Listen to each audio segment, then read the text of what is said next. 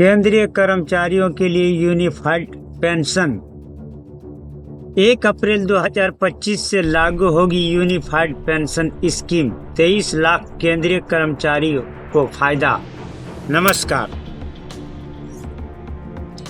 Cabinet ने शनिवार को केंद्रीय कर्मचारियों के लिए यूनिफाइड पेंशन स्कीम यूपीएस को मंजूरी दे दी।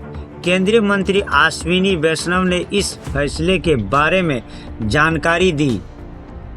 इस योजना के तहत अगर किसी कर्मचारी ने न्यूनतम 25 साल तक काम किया तो रिटायरमेंट के पहले आखिरी 12 महीने के औसत वेतन का कम से कम 50% पेंशन के रूप में मिलेगा। वैष्णव ने कहा कि यूपीएस से 23 लाख केंद्रीय कर्मचारियों का फायदा होगा। इस योजना 1 अप्रैल 2025 से लागू होगी। इसका उद्देश्य सरकारी कर्मचारियों को सुनिश्चित पेंशन, पारिवारिक पेंशन और सुनिश्चित न्यूनतम पेंशन देना है। नई पेंशन स्कीम में सुधार को लेकर डॉक्टर सोमनाथ कमेटी का गठन किया गया। इस कमेटी ने विस्तार से चर्चा के बाद अपनी रिपोर्ट पेश की। केंद्रीय मंत्री ने कहा कि विपक्ष सिर्फ ओल्ड पेंशन स्कीम ओपीएस को लेकर राजनीति करता रहा। दुनिया भर के देशों से क्या स्कीम है, उनको देखने के बाद तमाम लोगों ने चर्चा करने के बाद इन कमेटी ने यूपीएस का सुझाव दिया, जिसे कैबिनेट ने मंजूरी दी।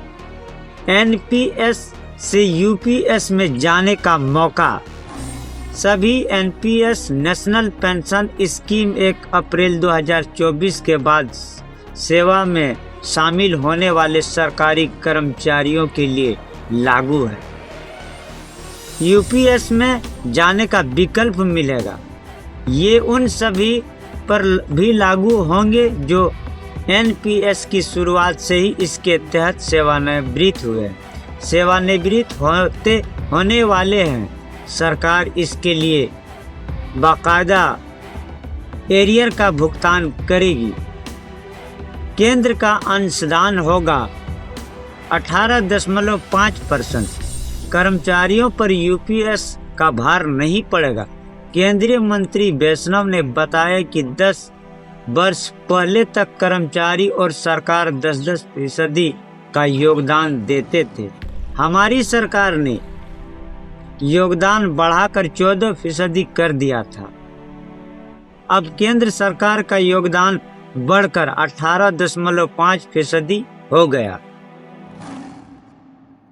यूपीएस का 5 संतब। सुनिश्चित पेंशन। यूपीएस अपनाने पर सुनिश्चित पेंशन मिलेगी। इनका रकम सेवानिवृत्ति से पहले के 12 महीने के औसत का मूल वेतन का 50% होगा।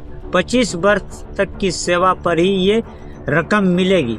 25 वर्ष से कम और 10 साल से ज़्यादा की सेवा पर उनके अनुदान में पेंशन मिलेगा। पारिवारिक पेंशन।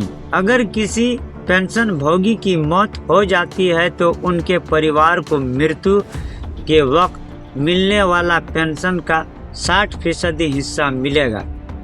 न्यूनतम पेंशन। कम से कम 10 साल की सेवा के बाद 10,000 रुपये प्रति माह का न्यूनतम पेंशन सुनिश्चित होगा।